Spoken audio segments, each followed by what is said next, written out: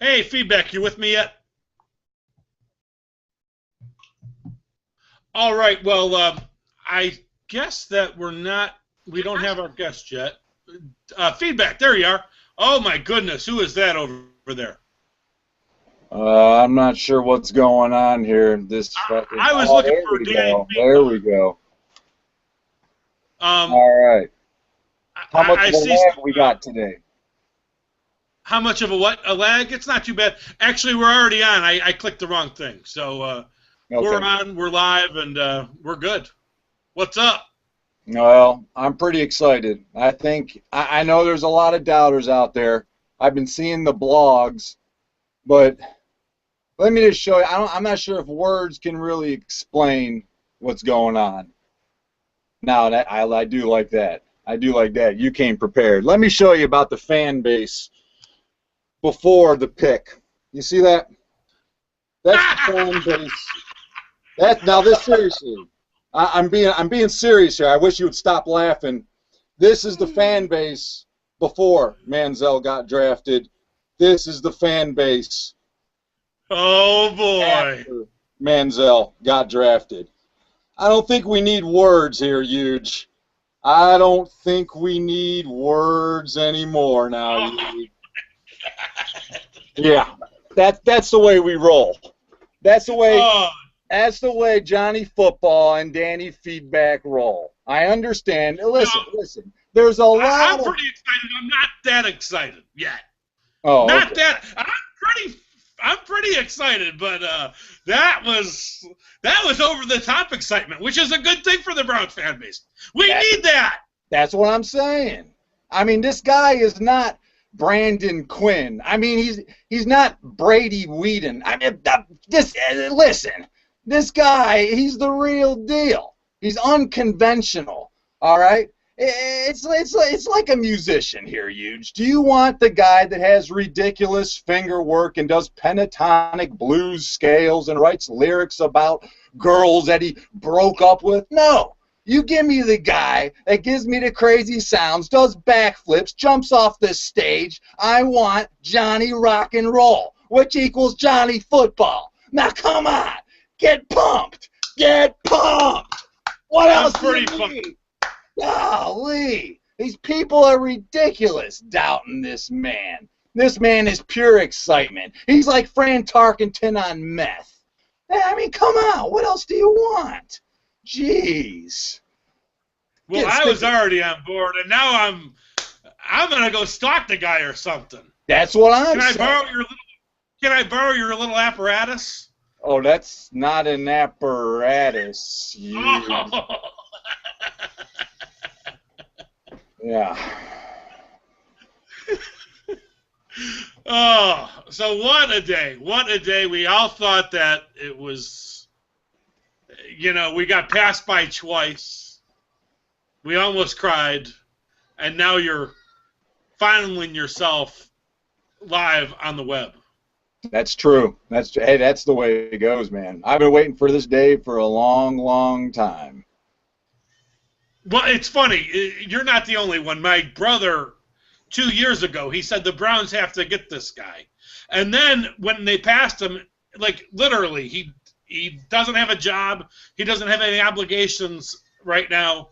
He said, I'm going to move to whatever city drafts Johnny Manziel because that city's going to be on the rise. And now that city is Cleveland, Ohio, my friend. Yeah, I think we proved it's on the rise.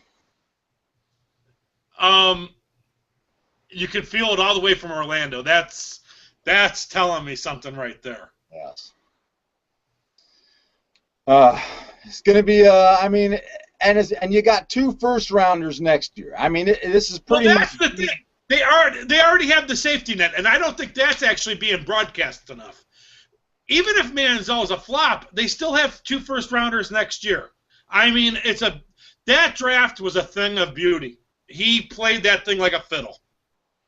He did. I don't know how he contained himself, just letting them fall, and slide back, and then he had to go up there and give up a 3rd rounder which is not much. It was the second third rounder anyways that we had. It was the late third rounder, I believe, which we acquired from the Steelers last year. So pretty much we took the Steelers pick, combined that with the Colts Richardson pick, and we got Johnny Football. And let me tell you, even if this guy, for some reason, loses games or throws interceptions, it's going to be the most fun you've ever seen.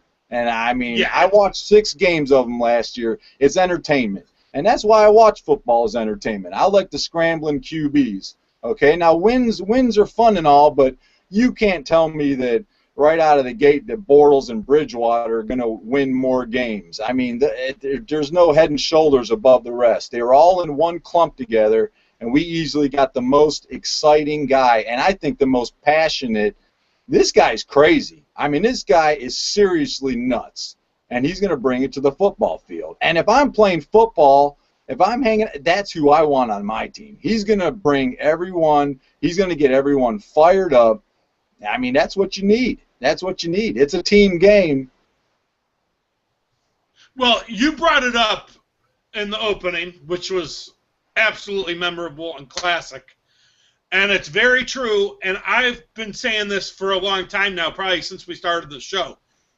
The younger fan base of the Cleveland Browns is non-existent because we've had nobody. I put it out on Twitter today, and it had like 25 retweets.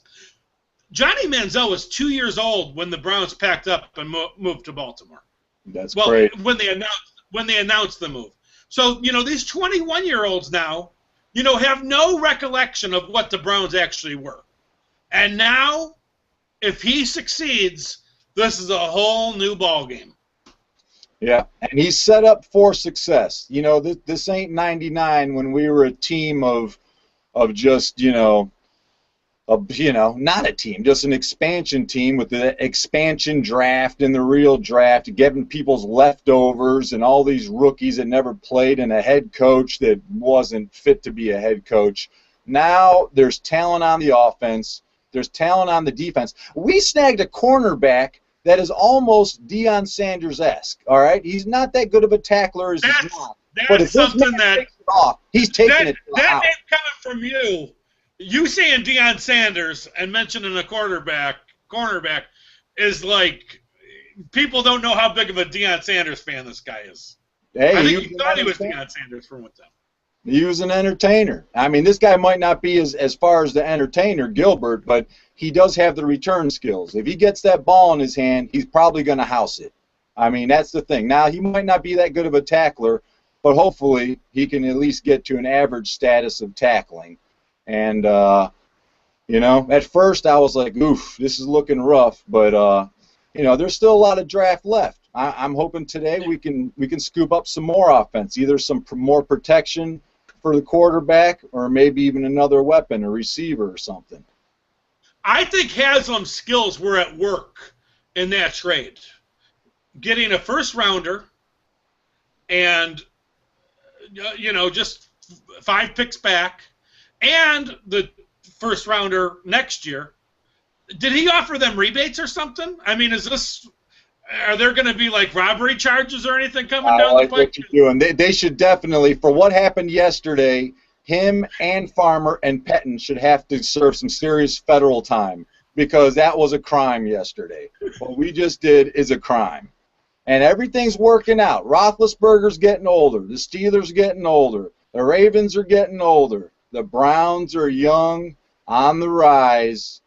I mean, and hey, that Bills pick, that's not that Colts pick that we got for Richardson. This ain't going to be a pick 26 next year. That Bills pick is probably going to be somewhere in the middle or the 10 range. I mean, it's going to be a pretty high up pick. So next year. Well, I don't think Manuel's a good quarterback. So like, you can have Watkins all you want, but if you can't get a guy that throws to him, I'm not sold on him, and I'm so glad that Bridgewater isn't on the Browns. He reminds me so much of Tim Couch. It's not even funny. I mean, yeah, you can know your formations and stuff, but if you don't have that arm, you're not going to succeed. That's true. Manziel has a far better arm than Bridgewater and way more intangibles. That's very true. They said Manziel and Bortles' arm strength is almost similar, and Bortles is a big, big boy. So, I watched Manziel in 6 games last year, and he's accurate as well. I know he passes up on some receivers, but if he can just come in his first year, have average passing skills, you add that with a running dynamic that is pretty ridiculous, he's going to have an above-average year. And if he can do that and just build, build, build, I mean, we're looking at someone who's going to peak at the right time, and hopefully we can take this division over, and the Steelers and the Ravens can sit in the cellar for the next decade and a half. So, I mentioned it to you previously. The thing that just broke in the last couple hours is that Manziel's scouting report got leaked. And one of the things that I found interesting in there was actually a guy named Hoyer in that scouting report. And it said he has a higher upside than Hoyer, which obviously is not surprising. But I do think that both these quarterbacks have similarities. Would you agree with that? Oh, I think so. I think Hoyer showed that he had, although, he tore his knee on his mobility, but he showed that he had some mobility. And, Shanahan obviously likes a quarterback with mobility. So, I mean, and I think they both got heart. I think Hoyer's got a lot of heart as well. And that's something you can't really measure. You might have to take a little chance on that, and you hope for it. But and I think if Hoyer gets beat out here or what happens, I don't think it's going to be a big crazy controversy. I think he would be a great backup once Manziel takes over, and maybe they sit Manziel for a little. And if so, I'm not worried about it. You know what I mean? You don't have to throw him in the fire. I know the media is going to put a bunch of pressure on it, national media and our girl Mary Kay and Mr. Grosset, but I mean, seriously, you give this guy a little bit of time, he'll learn what's going on. And he's got some tall weapons out there. And after today, I think he's going to have even more weapons. So, he shouldn't have to score 40 points like he did. Texas A&M's defense was freaking pathetic last year. Man, if you've seen this Duke game, they're down by like 3 touchdowns, and this dude has to bring them back. And Evans, the receiver, was totally not in the right head. He had 2 personal fouls in the first quarter. Manziel's trying to get up in his grill, and Evans acting like a little kid. Yeah, pretty much Johnny Football did that all by himself and won that bowl game without much help from a 6'5" receiver. Hey, if Gordon keeps his nose clean this year, you better look out, because there's just, I mean, this offense is going to be tailored, I believe, and Shanahan's going to know what to do. You just got to hope to keep the man healthy. And I've seen him slide. He knows how to slide. He's not retarded like RG3. He doesn't even know how to slide. This guy knows how to slide, and I think he will. RG3 was also mentioned in that. What did they say? I think they said he had a better arm, not quite as quick as RG3, but pretty much favorably compared to him.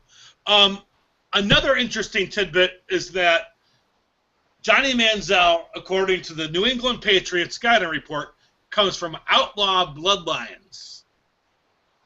Outlaw bloodlines. I like this. Outlaw bloodlines. They don't really go into specifics, but is Jimmy Haslam the father? Ooh, wow. You're really going to stir some controversy here now. You're really going to stir some controversy. You better relax. You better relax. Good Lord. But no wonder he likes him. A good old Southern boy, sure. With big money. You know what I mean? It's not really that surprising. They come from the same type of And the guy's shady as hell. Like the whole family's shady as hell. But and the positive thing, they say, with the coaches, he's very, he won't backtalk and stuff like that. It's an interesting read. I highly suggest that you look at it. Their personality traits, I mean, it was all just a knock on his personality, but physicality, and they said, for some teams that he could start this year, which the Browns, I think he's the starter day one, don't you think? I would think so, yeah, unless barring some silly little, injury, and then maybe he can't get enough preseason reps, and maybe they would have to work him in. But, barring that, yeah, I would imagine so. Hoyer shouldn't be too hard to beat out. Although Hoyer did play well, but this is even a new offense for him. So it's not like Hoyer has the leg up and has already been in the system. They're both sort of going to learn it at the same time together. So I would think they would give Mr. Football the nod on that one. One of the concerns in the thing was his work ethic, but I think that he was playing at a level that was too easy for him. But I think there is a chance that Cleveland, he might not want to be here, and that is a problem because I think he does have a personality that, could be unhappy and raise some hell. Do you agree with that? Maybe if we get on, if we can't win, and I don't think our team is that horrible where this is going to happen. But if this were 1999 and he was thrown on the team, I mean, even if we had the best quarterback back then, I mean, we could have had Peyton Manning back then, and we wouldn't have won many games. This is different. We actually have a defense that's good, and it's going to get better. And the same thing on the offensive side of the ball. These are all young guys getting better. So I don't see that happening. I mean, he's got to be a lot happier than, I feel sorry for Blake Bortles. Blake Bortles is going to Jacksonville. Even if Blake Bortles is the best Q out of the three, he's in so much trouble over there in Jacksonville. I think he doesn't even have Maurice Jones. He doesn't have nothing. He has Cecil Shorts. I mean, he's in some serious trouble. So we pick in just a few, not too long at all. Do we add more offensive weapons, or do we add more protection, or do we go back to the defense? I think the defense is pretty much settled. Do you agree with that? I would think so for now. I mean, right now, the prognosticators, some of them had 7, 8. I even seen as many as 9 receivers were mocked in the first round, and that didn't happen. I believe it's somewhere around maybe 5, 6 receivers got picked. That leaves a lot of quality. You got Jordan Matthews, you got Jarvis Landry, I think Allen Robinson, the kid from Pitt. You got a lot of talent. Marquise Lee, you got a lot of talent out there still. They could even get like the second best guard, third best guard, a real good lineman right out of the gates in the second round, sit around and probably get one of those receivers I just named. And those are all starter quality receivers. Do you think they come back and maybe even make a move and acquire another pick in this round?